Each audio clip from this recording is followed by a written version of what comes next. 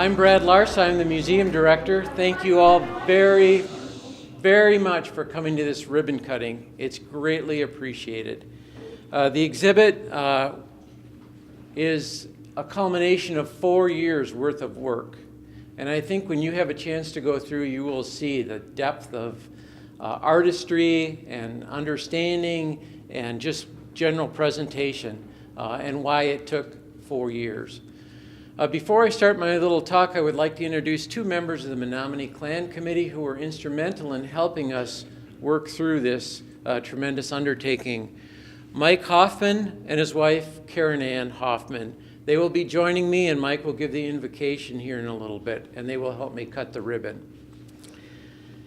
I mentioned People of the Waters actually began 4 years ago with a series of planning meetings. We talked with focus groups in the community. We talked with teachers. And all of that really culminated with what you see behind me right now. So there was a great deal of expertise that went into creating this exhibition. And we were lucky enough to work with many content experts, and there's several that I would like to point out. Our primary content expert was Dr. Jeff Boehm from the University of Oshkosh, University of Wisconsin-Oshkosh. And Jeff, I believe, is right here. Jeff, if you'd raise your hand. We also worked with Bill Mode at University of Wisconsin-Oshkosh. He was a geologist, or is the geologist, and helped us with the Ice Age. Ray Reeser at UW-Stevens Point, and the Menominee Clan Committee, as I already pointed out. A big exhibit like this does not happen without a source of funding. This exhibit is about $750,000, so it's very expensive, and it took us a long time to raise that money. But we were helped along the way by some very good sponsors and some very good friends. And I would like to point those out right now. First and foremost is the City of Oshkosh, and the City of Oshkosh is represented by our mayor, Steve Cummings, who is back there. Steve.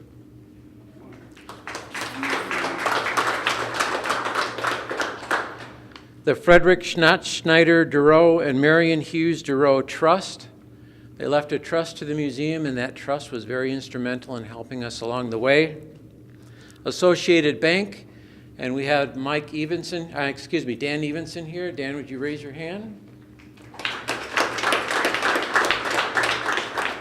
The Oshkosh Area Community Foundation helped us, and I'm not sure anybody is here from the foundation, but thank you very much. The Alberta S. Kimball and Mary L. Anhalter Foundation, and the John E. Kunzel Foundation, plus many, many members helped us, and all of those people are recognized on the donor plaque here against the wall. That was the actual dollars that were necessary to pull this off, but that's only one part of the puzzle. The other part of the puzzle is staff, and the museum is very fortunate to have an outstanding staff, and that staff helped pull this exhibit together. So even though Split Rock Studio of St. Paul was the designer and the fabricator, it was my staff who actually did much of the work. My staff is over here. If you would please raise your hand. And three staff members in particular I want to single out, because they're the one that did not only the construction and the demolition, but they also made all of the mounts. And when you walk through here, you're going to say, whoa, there's a lot of mounts there. So those three are Matt Renke, Greg Wattoon, and Bill Radig. So thank you very much, guys.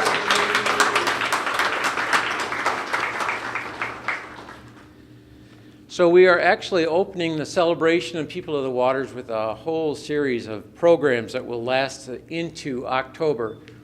Those programs are primarily on Saturday, and I encourage you to take a look at our website and attend those programs. They all tie to the themes of People of the Waters. And all these activities are sponsored by the Nevitt Law Office and Nina, so thank them for their support as well.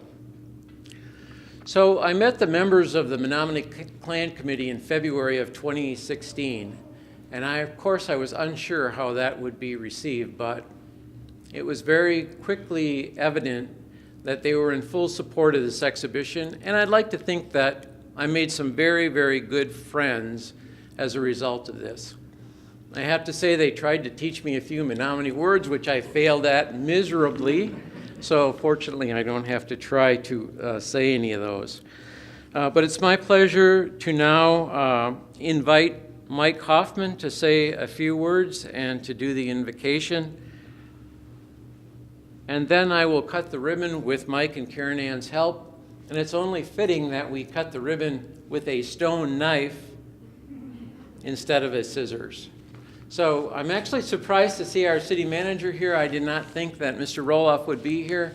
So welcome, Mr. Roloff. If you would like to help us cut the ribbon, you are more than welcome to do so. So, Mike.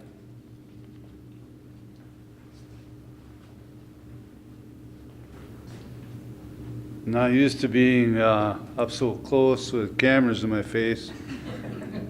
Doing this kind of a thing, our invocations are usually kept kind of unfilmed, and we're usually given a little space back from the crowd, but this is it.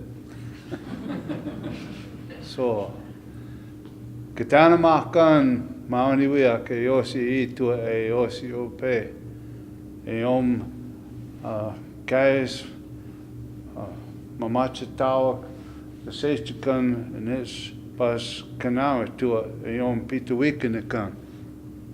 Chikwana Kot Nitakan and O Kaneo Nitotam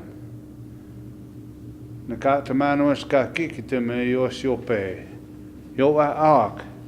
E yo net na mam kata se kata moa ke ki masa masnoa ski kana to a komni escut men spami mes kese ko tatnus enes meta kuku kia pena kama kat yos kita kemena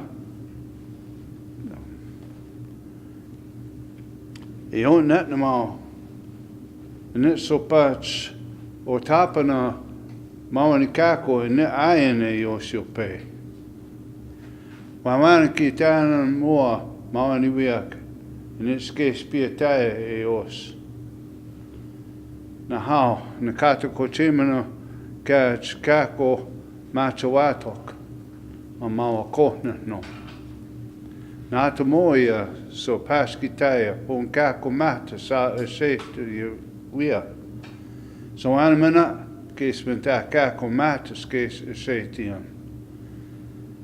Nikata ko chemana ka keno hamo ia wa ki nikako enes pas naman enes pitu wikikan e yos yope.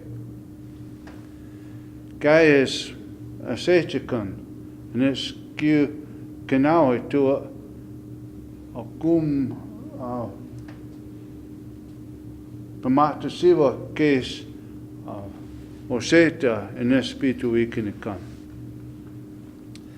E o netma kata se kata mo ke noiken nanakanan net so patch wemotia net so patch pamata sia na kortas nisa awa ko manaka manat. And it's in this case sekimaka ki catch ki manokwak a kanom manako o ti case sek kamaka na how mano pamata sia mawani wiak neso patch wemutia na how ne kana ko ka kenman yom kikiton ne ka kenam yom uma namne mamachi ta o ta shikiwan na how in it ne that means that's it.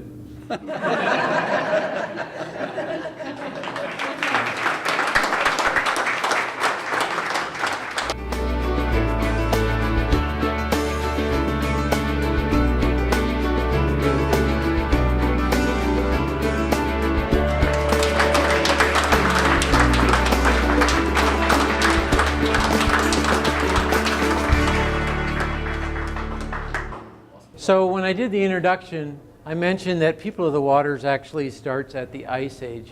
We say Ice Age meaning just there were many, many different phases of the Ice Age, but we pretty much are lumping it together into the last Ice Age. But the animation, which I'm not going to show, the animation shows all the different phases of the glaciation. But the key thing here is that this area that we are is very flat, and it's marked by one great watershed, the biggest watershed in the state.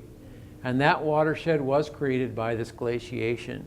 And for the storyline that we're presenting here, that's really key because it was those waterways, it was the rivers and the lakes and the marshes that made it such an attractive place to live. It was a very rich area to live. Fish and animals and all sorts of other resources that could be exploited, which I'll talk about as we walk through here a little bit. So the Ice Age is really key to understanding this region and why people lived here. And directly behind me are the evidence of some of those Pleistocene mammals, which is shown here by this mammoth tusk, and then this section of mammoth tusk right here, which is actually found near Clareville Road. For those of you that are from Oshkosh, it came in a ditching operation. I'm not 100% certain that it's been positively identified as a mammoth, but at least the first look at it indicates that it's a mammoth. And this big jaw here, which was another big Pleistocene mammal, is a mastodon. What's the difference between a mammoth and a mastodon? Mastodons were a little bit smaller, relatively speaking now, a little bit smaller because they're both really big animals. And mastodons were browsers. And you can see it on the teeth there. If you're familiar with a white-tailed deer jaw they chew woody food, well, that's what mastodons ate. Whereas mammoths were grazers. Their teeth were flat, and they ate more like grasses and sedges, a little bit of woody plants, but primarily the grasses was what they ate. So they died out as the earth warmed, and it warmed over a long period of time. So it took like 1,000 years for it to warm. But really what was happening is they were essentially starving to death. As the climate warmed, instead of having the spruce forest, the wet birch, the alders, it was changing to a more drier environment, a more upland type environment that we would be familiar with today. So in essence, these great Pleistocene mammals were starving to death. In the timeline, so we start here at this early hunters, the paleo hunters, and as we move through time, we move to the fur trade. But as we were putting this exhibit together, when I met with the clan committee was very keen to point out that Native people don't see their history, their life, their culture in this nice linear way that we're all taught to do it. You know how when you're in school and you learn about medieval times, then you learn about the Renaissance, and you see life in a very neat progression? Well, Native people don't see their life in that linear way. They see it in a more circular way. So when I came back to the design team, I said to the folks, there's got to be some way that we can kind of soften this linear look and try to put more curvilinear aspect to it. And that's why you see these kind of abstract forms. You see the big line in the back that looks more like water. So that's an attempt to try to soften that harsh linear. In the next phase, which is archaic, this is where we start to see the animals that we're more familiar with, like elk and white-tailed deer. And the points that you see were not necessarily stabbing points, but those points would have been used with a tool like this, which is called an atlatl. And there was a socketed point that fit like this, and feathers, just like a great big arrow. Anybody that's a bow hunter knows that you get penetration through weight and not necessarily through speed. So this weighed a lot, and it was used in conjunction with this spear thrower, which actually worked to improve the speed and force of it.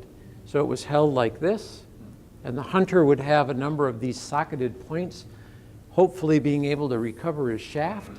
And when he would fit this in like this and could throw it, and it would go with great force and great distance and get a lot of penetration. And I've actually seen on YouTube some people who have done penetration tests with atlatls, and this will actually go directly through a deer or an animal like that.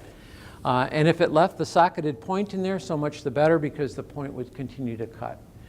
So they were hunting with atlatls, and actually the atlatl probably would have been used all the way through this whole timeline period until guns came in, because it was such a very efficient tool. Also, the most important thing in this period is the use of copper tools. So around 8,000 years ago, more or less, you start to see the use of worked copper.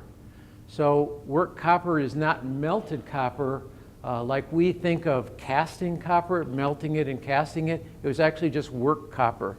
So they would take small nodules like we would see over here in this timeline and begin to hammer it out. And some of the microscopic analysis shows that some of those copper tools were folded and pounded at 60 or 70 times to get the required shape, making it very strong.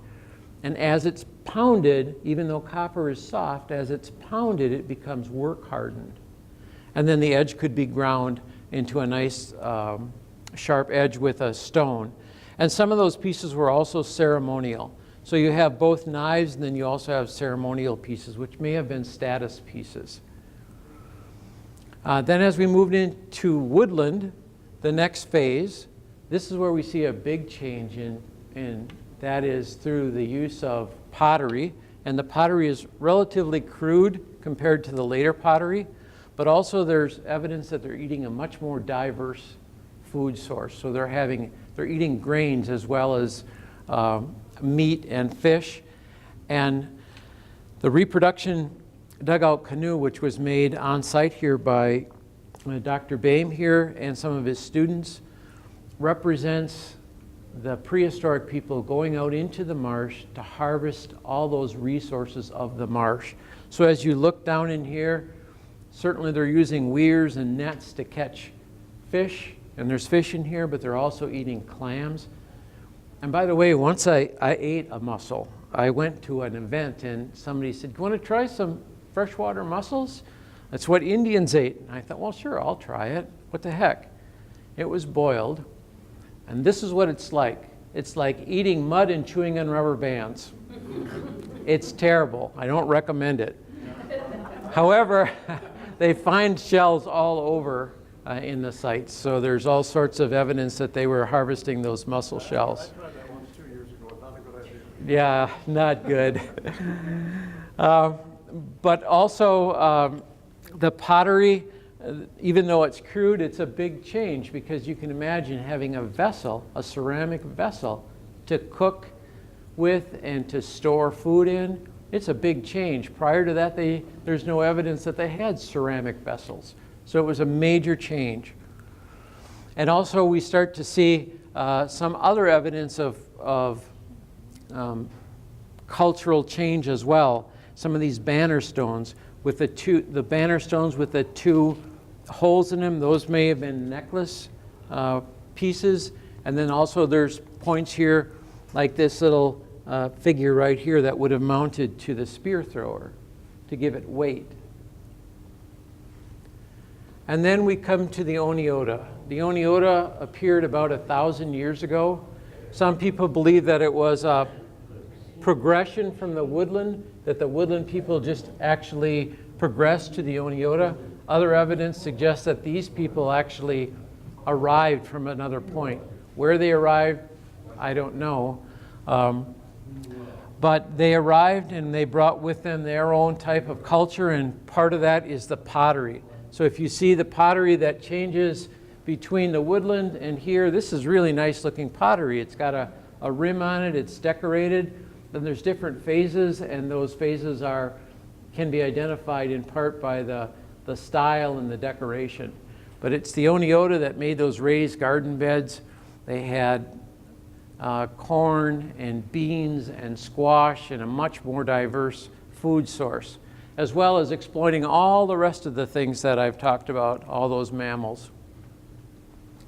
And then finally we get into the fur trade, and this is probably the era that we are most familiar with, is the fur trade era, where Native people had an existing trade network. It had existed for thousands of years. They traded shells and copper and other sources of natural material, and some of that is shown in the travel and trade interactive right here. You can see some of the pieces that they traded. So one of the reasons that the fur trade was so very successful was not just because the Native people wanted to use the things that the traders were bringing in, but because they were able to tap into the existing trade networks. And the Native people were very adept traders. They were very skilled traders. They would trade, for example, they would trade one thing to French because the French gave a much higher value to this pelt. They'd trade another thing to the English because the English gave a greater value to that pelt. So they were very, very astute traders. And you can see the change in material culture. So there's now more metal, there's more beads, there's firearms having a huge impact on Native people. Firearms were much more efficient to hunt with, but on the other hand, it also made you very dependent on the trader, because Native people could not repair their own firearms. They really couldn't fix their firearms very well. It meant you had to have powder and shot. And once you're dependent on that gun, you need to have some source of supply. So where do you get your lead shot, your swan shot, your flints? You get it from the trader. So it made the Native peoples much more dependent upon that. So it was kind of a double-edged sword. And the fur trade is very complex. We're actually going to have a talk in October. If you're interested, we're going to have a talk in October. A person's very knowledgeable. He's going to walk through the different phases. The French period, which were the early traders, French being the ones that tended to live with the Native people. They came and established trade in the villages or in nearby areas, whereas British, on the other hand, established a trading post and expected the Native people to go to the British. And then finally the American period, which starts in Winnebago County about 1818 with the establishment of the first post on Lake Butamore. And by that time, the fur trade had changed around here because there was very few beaver left. So the fur trade in the American period in the 19th century was mainly a muskrat. And again, muskrat was a desired pelt because muskrat was one of the two furs that they made hats out of. They would make hats out of beaver fur and out of muskrat. They would actually take that fur right off the pelt, and the fur has a little bit of barb on it, and they need to raise those barbs so all that stuff sticks together. And they did that with a combination of mercury and nitric acid, and that's what they used when they made hats. So muskrats were very, very prolific breeders, and in the marshes around here there was a lot of muskrat. So during the American period, muskrat was primarily what they traded for. The birch bark canoe is an important part of this whole storyline, and the birch bark canoe is filled with reproduction fur trade era items.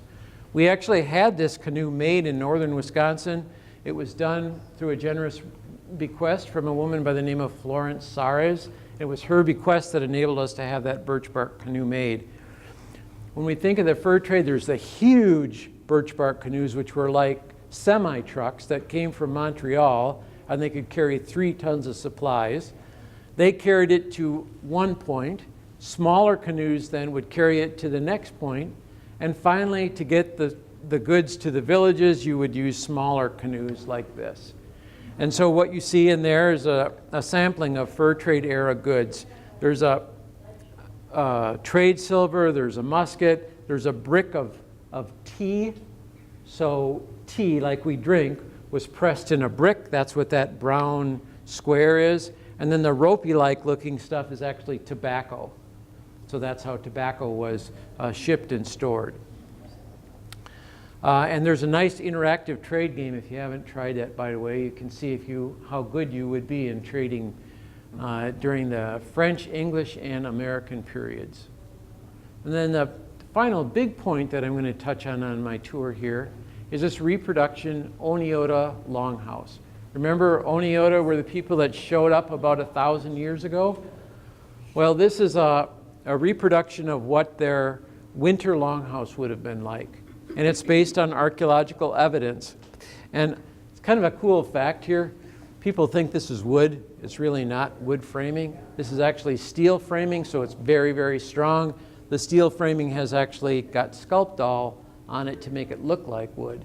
So it's a very strong, sturdy structure with a reproduction bark. But the winter house is a little bit different than the summer, a lot different than the summer house. And the inside has another layer of reeds. It may have been stuffed with moss to help insulate it against the cold. It would have had hides that were hung in the wall to help keep those drafts out. And then, of course, along the bottom there would have been dirt that was piled up along there to try to keep those drafts from coming in through the bottom. And one extended family would live in a house like this. So it would be pretty crowded in here. There would be older people, nuclear family, kids, and that was a time, the winter was a time for storytelling. So we have story cards in here as well. And also a variety of the type of foods that they would have eaten at that time. Still, by our standards, it would have been pretty cold, although, as it was pointed out to me, it's all what you get used to, I guess. But there's a bison robe in here and an elk robe, and I think those would have been pretty cold. But still in all, by our standards today, I think it would have been pretty cool. And then the final part, the end of that longhouse is actually open. It would have been closed. It would have been like this, not a door. The door would have been much smaller than what you see here to help keep the heat in. And the other end would have been closed.